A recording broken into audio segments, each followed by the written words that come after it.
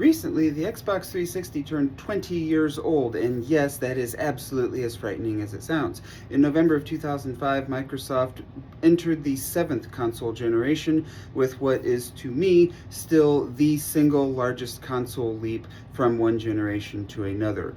Even though the PS1 to PS2 generation really smoothed off the blocky edges of the polygons from that first 3D era, the change from PS2, PS3, and Xbox 360 is larger than I think we will honestly ever see again. For comparison, the upgrade from the 360 to the Xbox One era was more focused on load times and lighting, whereas the generation after that, our current generation, was even better load times and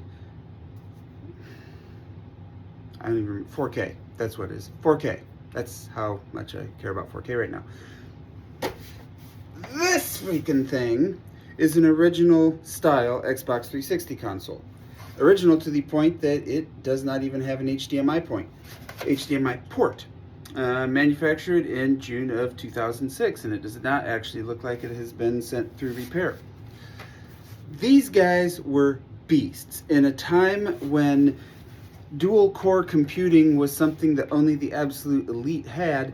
This thing had a tri-core processor, integrated graphics on the chip for faster load times, DVD drive, and 512 megs of RAM, which at the time was absolutely ridiculous. The PS3 only had 256 gigs of RAM.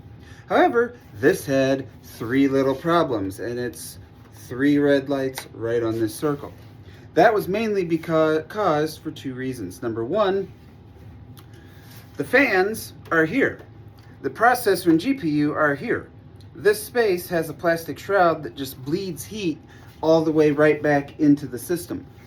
And in a world where we use lead-free solder, it just cannot stay solid compared to those heats. Leaded solder, these actually would have likely had a much smaller failure rate. However, $3 billion later, Microsoft in 2010 released this freaking thing. This is the king of the Xbox 360 generation. The Slims solved the problem in the most PC guy way possible. You put a fan right over the processor.